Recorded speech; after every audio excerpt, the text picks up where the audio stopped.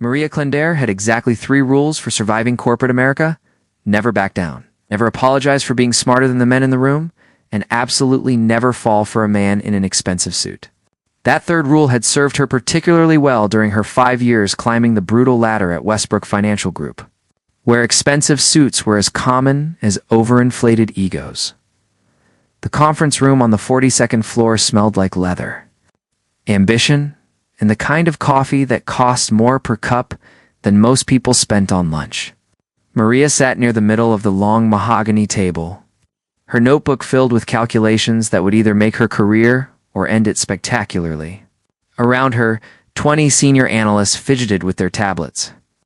Waiting for the man himself to arrive, Julian Westbrook entered like winter itself had taken human form.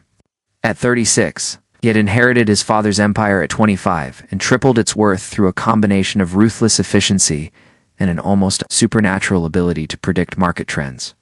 His charcoal suit was perfectly tailored, his dark hair impeccably styled, and his expression suggested he found the entire world mildly disappointing. "Let's begin," he said without preamble, taking his seat at the head of the table. His assistant, a nervous woman named Patricia, scrambled to pull up the quarterly projections on the massive screen behind him.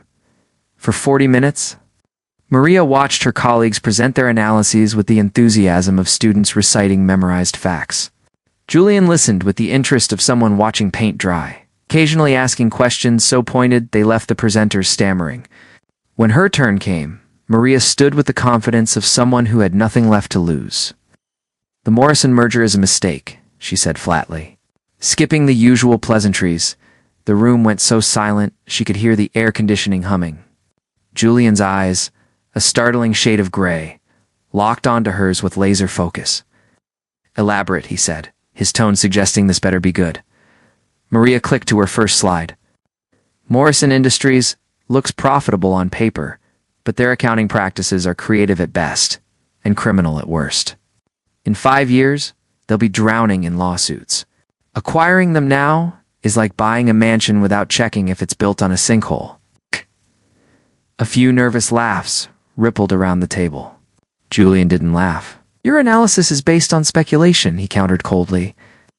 "My analysis is based on 6 months of research that apparently nobody else bothered to do," Maria shot back. "Morrison's CEO has connections with 3 offshore accounts in the Caymans. Their third-quarter numbers don't match their vendor invoices, and their head of compliance just hired a criminal defense attorney." Julian leaned forward slightly, and Maria couldn't tell if he was intrigued or preparing to fire her in front of everyone. "You're suggesting I ignore a $100 million opportunity because of suspicious bank accounts and nervous lawyers? I'm suggesting that $100 million today could cost you $1 billion in 3 years when the fraud investigation goes public," Maria replied, refusing to break eye contact. "But if expensive disasters are your preference, by all means proceed." The sharp intake of breath from her left told Maria she'd just crossed a line. "You didn't talk to Julian Westbrook like that. You certainly didn't imply he made poor decisions. People had been fired for less, escorted out by security while their colleagues pretended not to notice." But instead of exploding, Julian smiled. It wasn't a warm smile. It was the smile of a predator who just found interesting prey. "You have 48 hours to prove your theory," he said. "If you're right, you'll lead the team that restructures our acquisition strategy. If you're wrong, you're done." Maria nodded, gathering her materials with hands that definitely weren't shaking. "I'll have the report on your desk tomorrow morning." As she walked toward the door, Julian's voice stopped her. "Miss Clendere, that kind of audacity either makes careers or destroys them. Let's see which one applies to you." The meeting ended, and Maria made it exactly as far as the elevator bank before her legs turned to jelly. She'd just gambled her entire career on insulting a billionaire. Her phone buzzed with a text from her colleague Derek. "Are you insane? He's going to bury you." Possibly, Maria thought, as she rode down to the 35th floor where the analyst pool worked. But she'd been burying herself in safe mediocrity for years, and where had that gotten her? Still drowning in student loans? Still sending money home to her mother every month? Still watching less qualified men get promoted because they played golf with the right people? She spent the next 36 hours living on coffee and spite, building an airtight case against the Morrison merger.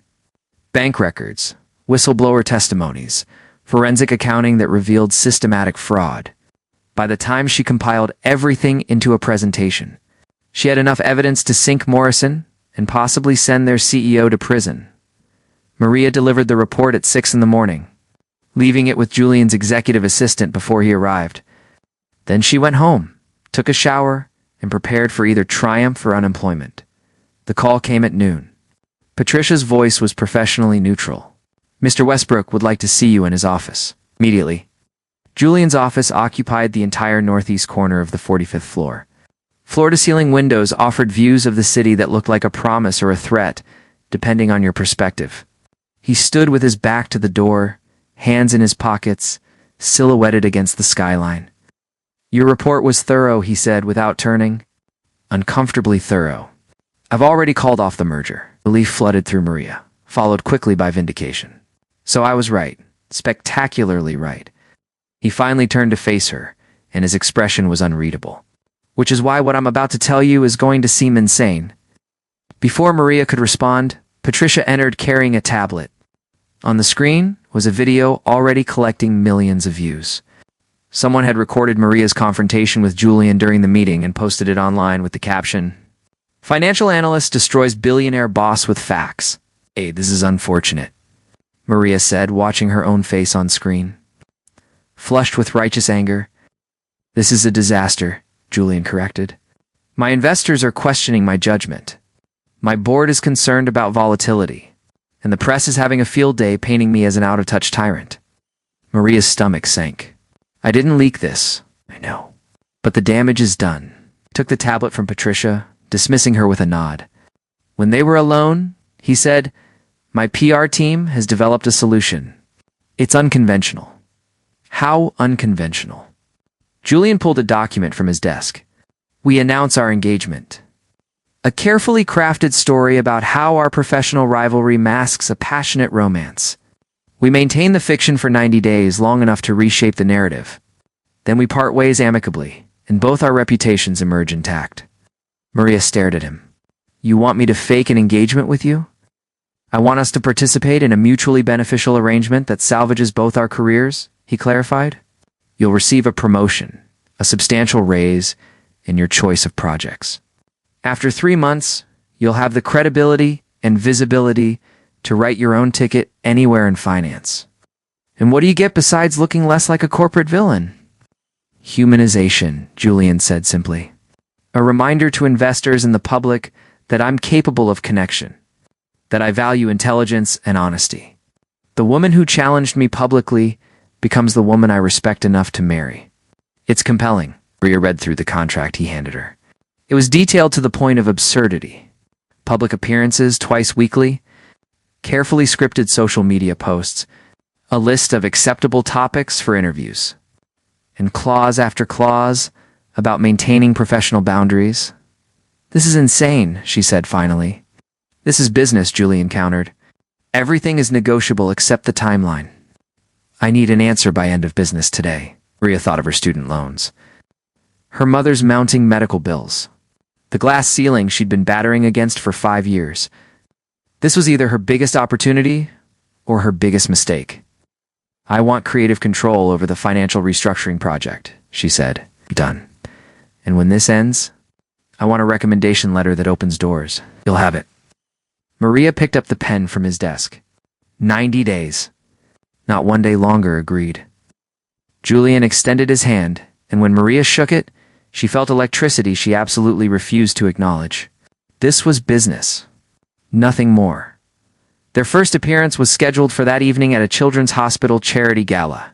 Julian's team worked with terrifying efficiency, sending a stylist to Maria's apartment with 3 designer gowns to choose from. She selected a midnight blue dress that felt like wearing confidence, paired with heels that added 4 inches to her 5'6" frame. Julian picked her up at 7 in a car that cost more than her annual salary. He wore a tuxedo that should have been illegal, looking every inch the billionaire prince from a fairy tale nobody actually believed in. "Ready for this?" he asked Des. They approached the venue, where photographers already clustered like hungry birds. "I've faced down boardrooms full of men trying to steal my ideas," Maria replied, checking her reflection one final time. I can handle some cameras. But when Julian took her hand as they stepped onto the red carpet, when the flashbulbs exploded, and reporters shouted questions, when he looked at her with practiced adoration that felt disturbingly real, Maria realized she might have underestimated this particular challenge. "How did you two meet?" a reporter called out. "She corrected my math," Julian said smoothly, his arm around Maria's waist in a way that looked natural and felt like fire. "I found it devastatingly attractive." Maria forced a laugh that came out more genuine than intended. "He found it infuriating, actually. But apparently he's into that." The crowd laughed, eating up their banter. Inside the gala, Maria played her part perfectly. She laughed at Julian's observations, touched his arm at appropriate moments, and told carefully crafted stories about their fictional courtship to curious socialites. But as the evening wore on, as Julian's hands settled naturally at the small of her back, as their conversation shifted from scripted to spontaneous, Maria felt the first crack in her carefully maintained walls. "You're good at this," Julian murmured. During a quiet moment on the balcony, away from the crowds. "So are you," Maria replied, watching the city lights. "Almost too good. Makes me wonder if any of it is real." Julian's expression flickered with something she couldn't identify. "In 90 days it won't matter." But as Maria looked at him backlit, by the glow of the ballroom, she had the unsettling thought that maybe it already did. The morning after the gala, Maria woke to find herself trending on 3 different social media platforms. Photos of her and Julian had been analyzed, dissected, and celebrated by an internet that apparently had nothing better to do than obsess over a billionaire's love life. Her personal favorite headline read, "From boardroom battle to wedding bells, the romance that shocked Wall Street. Only they knew the truth." Her phone buzzed with a message from Julian. "Breakfast meeting at my penthouse. 9 o'clock. Need to coordinate our stories before the press interviews this afternoon?" Maria arrived at Julian's building at precisely 9, carrying her laptop and the kind of determination that had gotten her through graduate school while working 3 jobs. The doorman knew her name now, which felt surreal after just 2 days of this arrangement. The private elevator rose silently to the penthouse, and when the doors opened, Maria stepped into a space that looked like it belonged in an architecture magazine. Julian stood in the kitchen, surprisingly domestic in dark jeans and a white button-down shirt, making coffee with the kind of expensive machine that probably required an engineering degree to operate. Without his armor of tailored suits, he looked younger, more approachable, almost human. "Good morning," he said, handing her a cup that smelled like heaven. "I hope you slept well." The internet certainly didn't. Maria accepted the coffee gratefully. "I've been called everything from a gold digger to a feminist icon in the span of 12 hours. It's been enlightening." "Welcome to life in the public eye." Julian gestured to the dining table, where he'd laid out a schedule that looked more complex than most military operations. "We have 4 events this week: a dinner with my business partners on Tuesday, a museum opening on Thursday, lunch with my mother on Saturday, and a corporate retreat on Sunday where we'll need to maintain the illusion for an entire day." "Here, Mother," Maria repeated, feeling a flutter of genuine anxiety. "That's not in the contract." "My mother is strategic," Julian replied, sitting across from her. "She needs to believe this is real, or she'll see through everything. Catherine Westbrook has a sixth sense for deception." Maria studied the schedule, her analytical mind already cataloging the challenge. "And what exactly does your mother think about you suddenly being engaged to someone she's never met?" Something shifted in Julian's expression, a crack in his usual composure. "She's thrilled. She's been worried about me for years, apparently. Thinks I'm too isolated, too focused on work, too much like my father was before he died." There was a story there, Maria realized, a real one, hiding beneath Julian's carefully maintained surface. How long ago did he pass? 11 years? Julian's fingers traced the rim of his coffee cup. Heart attack in his office. He was 53. Everyone said he worked himself to death, and they weren't wrong. I inherited an empire and a warning, but I only paid attention to one of them. Maria felt an unexpected pang of empathy. "Is that why you're so demanding? Trying to prove something?" "Trying not to let it fall apart," Julian corrected. "My father built Westbrook Financial from nothing. Every day I run it is a day I'm honoring his legacy or destroying it. There's no middle ground." That's an exhausting way to live, Maria observed quietly. Julian met her eyes. And for a moment the corporate titan disappeared entirely. It's the only way I know. They spent the next 2 hours rehearsing their fabricated history. They'd met 6 months ago at an industry conference in Chicago. Julian had been impressed by Maria's presentation on emerging markets, they'd argued. About economic policy over drinks, and somehow the argument had turned into dinner. Then breakfast, then a relationship they'd kept carefully hidden from the office. Why did we hide it? Maria asked, testing the story's logic. Professional concerns, Julian replied smoothly. You didn't want anyone to think you were advancing because of our relationship. I didn't want the board questioning my judgment for dating an employee. It was believable because it was practical. Maria could work with that. The press interviews that afternoon were exhausting. They sat on a cream-colored couch in Julian's living room, while a parade of journalists asked increasingly personal questions. How did he propose? What did her family think? When was the wedding? Maria delivered her lines flawlessly, adding small details that made the fiction feel real. Julian's hand found hers naturally, his thumb tracing absent patterns on her skin that shouldn't have felt as distracting as they did. By the time the last reporter left, Maria's face hurt from smiling. You were perfect, Julian said, finally releasing her hand. The sudden absence of his touch felt oddly disappointing. I've had practice pretending to be something I'm not, Maria replied, more honestly than she intended. You spend enough time in corporate America as a woman, and you get good at performance. Julian studied her with an intensity that made her skin prickle. Is that what you think you're doing? Performing? Isn't that what we both are doing? He didn't answer, which was answer enough. Tuesday's dinner with Julian's business partners was held at an exclusive restaurant, where the menu didn't list prices because if you had to ask, you couldn't afford it. Maria wore a burgundy dress that Julian's stylist had selected, paired with diamond earrings on loan from a jewelry company eager to dress the billionaire's fiancé. The partners were exactly what Maria expected. Wealthy men in their 50s and 60s who looked at her like a curiosity. Something decorative that Julian had acquired. She smiled through their condescending questions until dessert, when one of them made the mistake of asking if she planned to continue working after the wedding. Of course, Maria replied pleasantly. Why wouldn't I? Well, with Julian's resources, you hardly need to work, the man said, as if he'd offered her a compliment. I don't work because I need to, Maria clarified, her voice still sweet but edged with steel.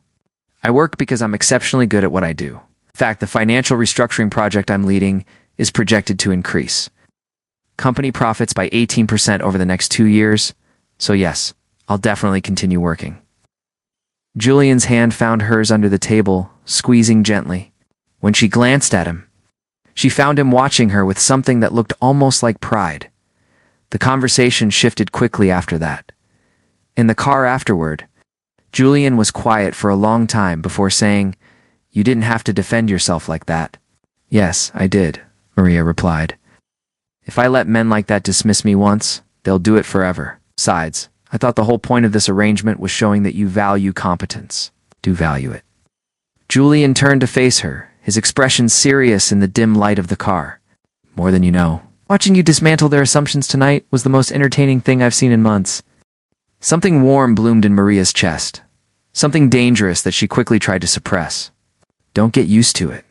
In 83 days, I'll be dismantling assumptions somewhere else, right? Julian said, looking away.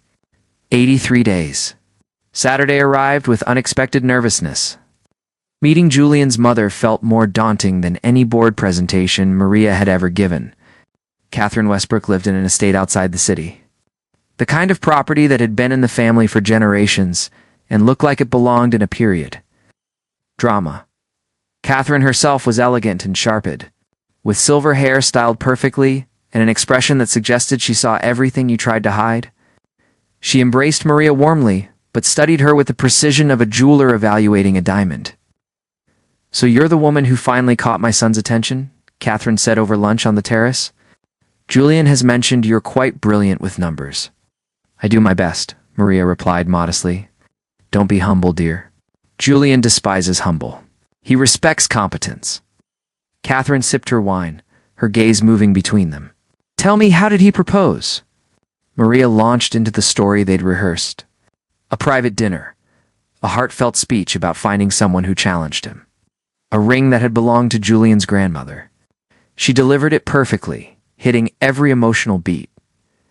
Catherine listened with a small smile and said, "That's a lovely story. Now tell me what really happened." Ere Maria's heart stopped. Beside her, Julian tensed. "Mother," he began, but Catherine raised a hand. "I've known you for 36 years. You don't do heartfelt speeches, and you certainly don't make romantic gestures." She looked at Maria with something that might have been sympathy. "You're a smart woman. Clearly you care about my son, or you wouldn't be here. But whatever arrangement you two have made, don't insult my intelligence by pretending it's a fairy tale." The silence stretched impossibly long. Maria's mind raced through options, but before she could speak, Julian did something unexpected. He took Maria's hand and told his mother the truth. Not all of it.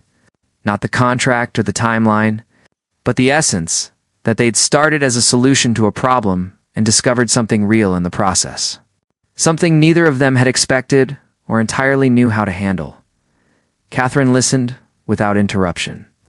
And when Julian finished, she simply nodded. "That's better. Honesty suits you." She turned to Maria. "My son is brilliant, but emotionally stunted. His father raised him to see everything as a transaction.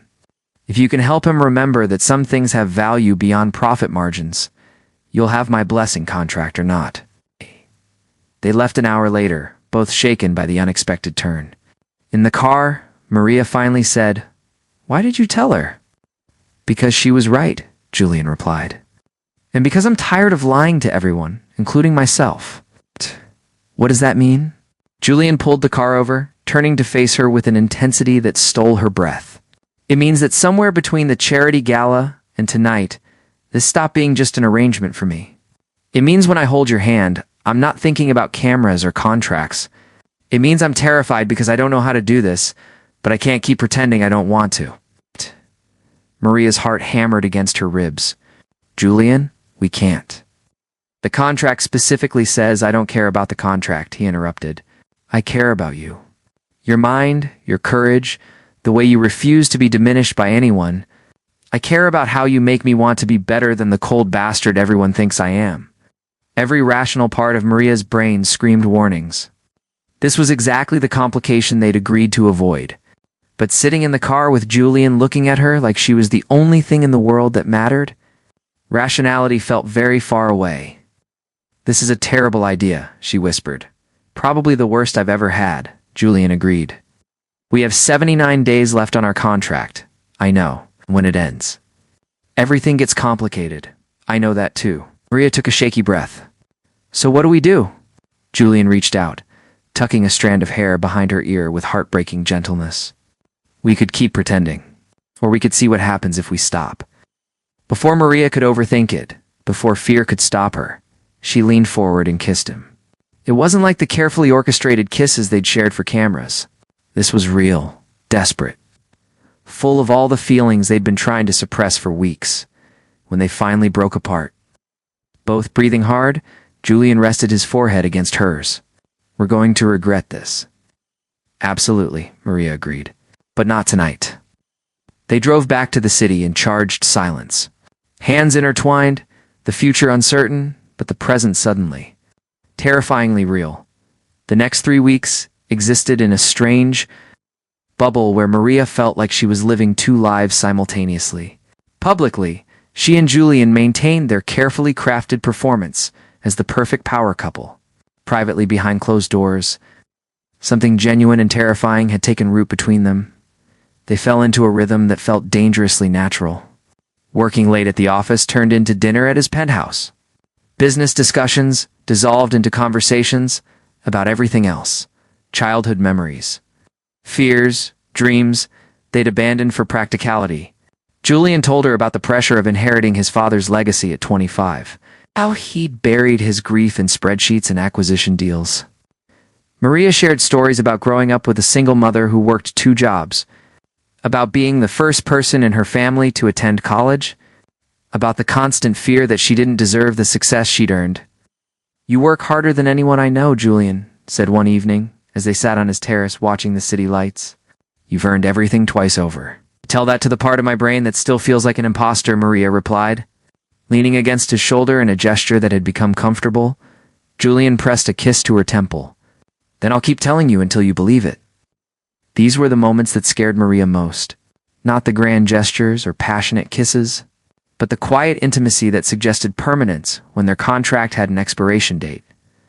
The corporate retreat on Sunday was held at a luxury resort 2 hours from the city. Julian's entire executive team would be there, along with key investors and board members. It was the most sustained performance they'd had to maintain. And Maria felt her anxiety building as they drove through the countryside. You're quiet, Julian observed. One hand on the steering wheel and the other holding hers.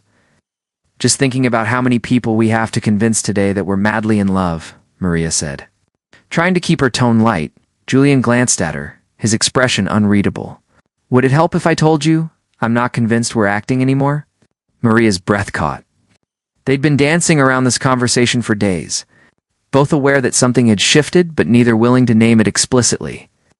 Julian, we need to talk about what happens when the 90 days end, she said finally. We're more than halfway through, and we haven't discussed, I know, he interrupted. And we will. Just not today. Today, let's just be us. The resort was stunning, all stone and glass nestled among trees that were beginning to show autumn colors. The retreat was structured as a mix of business strategy sessions and team-building activities. The kind of corporate bonding that Maria usually found excruciating. But with Julian beside her, exchanging subtle glances that only she could interpret, even trust falls and problem-solving exercises felt bearable. During lunch, one of the board members, an older woman named Constance Reeves, pulled Maria aside. I've been with this company for 15 years, she said, without preamble. I've watched Julian build walls so high I wondered if anyone would ever scale them. Whatever you're doing, don't stop. He's more human now than I've ever seen him. The words stayed with Maria through the afternoon sessions. Through the formal dinner, where Julian gave a speech about innovation and integrity, through the evening reception where they danced under string lights while the executives pretended not to watch them. What are you thinking about? Julian murmured as they swayed to music that was trying too hard to be sophisticated. How strange it is that something fake became the most real thing in my life, Maria admitted. Julian pulled back to look at her, his eyes searching hers. Maria, I need you to know, his phone buzzed insistently in his pocket. Then again, and again. Julian's expression darkened as he pulled it out, and Maria watched his face go pale as he read whatever message had appeared on the screen. We need to leave, he said tightly. Now, they made hurried excuses and drove back to the city in tense silence. Julian's jaw was clenched, his knuckles white on the steering wheel. Maria knew better than to push when he was like this, so she waited until they reached his penthouse before demanding answers. What happened? Julian handed her his phone without a word. On the screen was an email from an investigative journalist. Subject line, request for comment. The Westbrook engagement contract. Maria's blood turned to ice as she read. The journalist had obtained a copy of their contract. Every clause, every carefully negotiated term. Every damning piece of evidence that their relationship was a calculated business arrangement. The article was scheduled to run in the morning unless they provided a statement. Maria whispered. Reading through the contract details that shouldn't have existed anywhere outside Julian's lawyer's office. I don't know, Julian said, his voice dangerously quiet. But I'm going to find out. Maria's phone started buzzing, then ringing. Messages flooded in from colleagues, friends, even her mother. The story had already leaked on social media. The internet was doing what it did best, tearing them apart with gleeful efficiency. Gold digger, one comment read. She played him for a promotion. Billionaire buys himself a fake girlfriend because even money can't make him likable, said another. Maria felt physically sick as she scrolled through the vitriol. Every insecurity she'd ever had about not belonging in Julian's world came roaring back with proof that everyone had suspected the truth all along. I need to call my team, Julian said, already dialing. We'll issue a statement, threaten legal action, contain this before what? Maria interrupted, her voice hollow. Before everyone knows we lied? They already know, Julian. It's over. It doesn't have to be, he insisted. We can deny it. Claim the contract is fabricated. That what? That we're going to lie even more? Maria shook her head, exhaustion crashing over her. I can't do this. I can't stand in front of cameras and pretend anymore. Not when everyone will know I'm lying. Julian crossed to her, taking her shoulders gently. Then we tell the truth. Which truth? That we signed a contract to fake an engagement for mutual professional benefit? That'll go over beautifully. I'll be laughed out of every financial firm in the country. The truth that it stopped being fake, Julian said urgently. That we fell in love despite ourselves. That what started as a transaction became real. Maria's eyes filled with tears she refused to let fall. Did it? Or are we just really good at pretending? How do I know any of this is real when it all started as a performance? Because I've never been good at pretending, Julian said, his voice cracking slightly. Because when I hold you, I'm not thinking about contracts or public perception. Because I've spent weeks terrified that when the 90 days ended, you'd walk away and I'd go back to being the cold bastard everyone thinks I am. Julian, I love you, he said simply. I don't know when it happened. Maybe the first night you challenged me in that conference room. Maybe when you defended yourself to my business partners. Maybe it's been building this whole time, and I was too stubborn to see it. But I love you, and that's the only truth that matters to me. Adoris! Carefully maintained composure shattered. Tears spilled down her cheeks as years of walls and defenses crumbled. I love you too, she whispered. That's what makes this so much worse. Because now everyone will think even that is part of the con. They stood in the wreckage of their carefully constructed lie, holding each other as the world. Outside prepared to crucify them both. The morning brought exactly the media storm they'd expected. The article was damning, detailed, and accompanied by leaked contract documents that left no room for doubt. Maria's phone rang constantly with calls from reporters, former colleagues, even HR from Westbrook Financial, requesting her presence for a disciplinary hearing. Julian's board called an emergency meeting. Several investors issued statements questioning his judgment and integrity. The company's stock dropped 6 points in the first hour of trading. We need to make a statement. Julian's crisis management team insisted during a tense morning meeting at his office. They'd brought in lawyers, PR specialists, and communications experts who all had opinions about damage control. What we need is honesty, Maria said quietly from where she sat slightly apart from the group. She'd barely slept, and exhaustion made her reckless. We've been lying long enough. To respect Miss Clender, honesty is what created this situation, one of the lawyers said condescendingly. No, Maria countered, finding her voice. Dishonesty created this situation. We told one lie to cover a truth we were afraid to face. And now, we're considering telling more lies to cover the first ones. When does it end? Julian had been uncharacteristically silent, but now he stood, commanding immediate attention. Clear the room, he said. Everyone except Maria. The team filed out with varying degrees of reluctance. When the door closed, Julian turned to Maria with an expression she'd never seen before, completely unguarded vulnerability. What if we go public? He said, not with a statement crafted by lawyers. Not with a strategic response designed to minimize damage. What if we just tell the truth, all of it, and let people decide what they believe? Your board will destroy you, Maria warned. Your investors will revolt. Everything you've built means nothing without you, Julian interrupted. These past weeks, I've been more alive than I've been in a decade. You challenge me, frustrate me, make me want to be better than the sum of my father's expectations. If I have to choose between Westbrook Financial and a real life with you, I choose you. Maria's heart seized. Julian, you can't make that choice. Your father's legacy? My father died alone in his office, Julian said harshly. He built an empire and lost everything else in the process. I'm not going to repeat his mistakes. So what do we do? Julian took her hands, his grip steady despite the chaos surrounding them. We hold a press conference. We admit the truth about the contract. We also tell them that we fell in love anyway. We let them think whatever they want, and we move forward together. Whatever comes next, we face it honestly. Maria searched his face, looking for any hint of performance, any suggestion that this was another strategic move. She found only raw sincerity.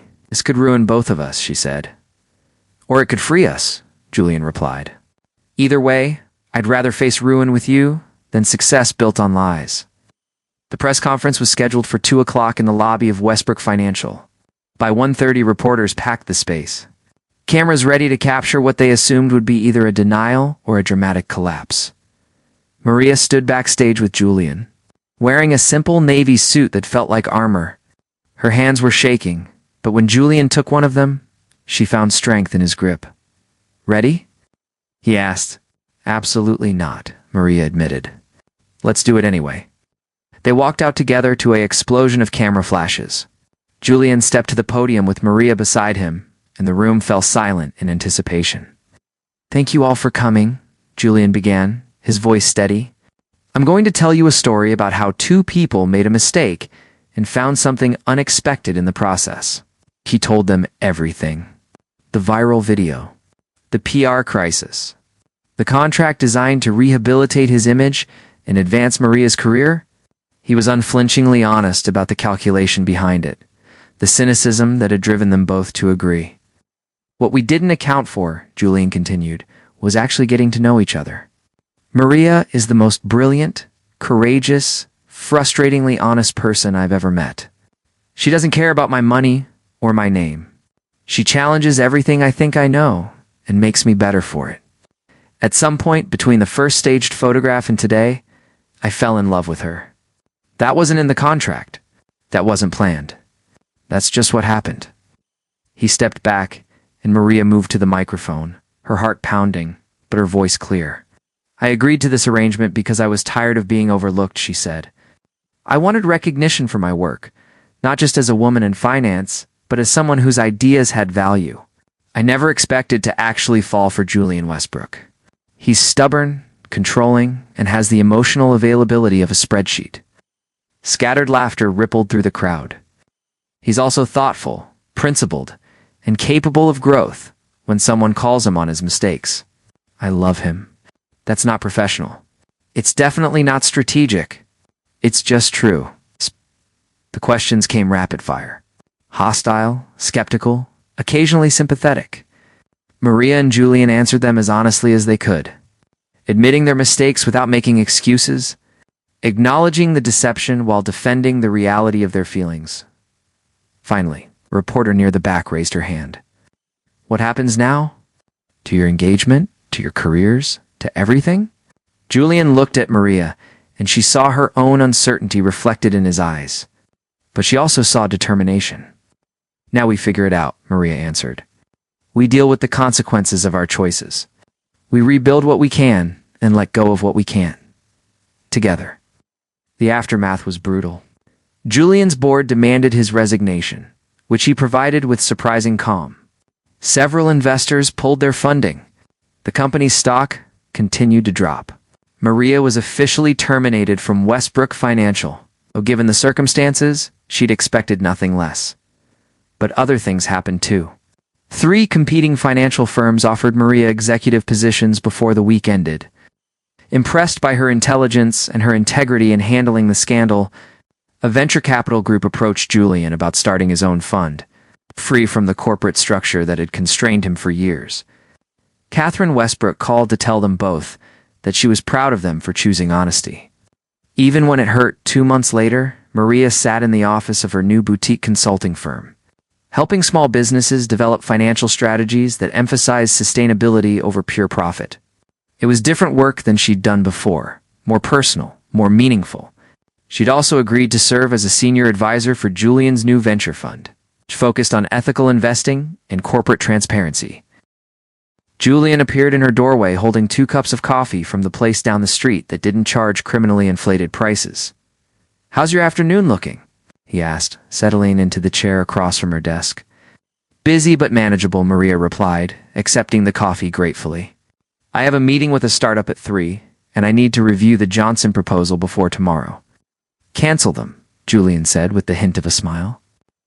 I have a better idea. Julian Westbrook, are you suggesting I blow off my professional responsibilities? I'm suggesting that the woman who taught me about work-life balance should practice what she preaches. He pulled an envelope from his jacket. I have 2 tickets to that exhibition you mentioned wanting to see.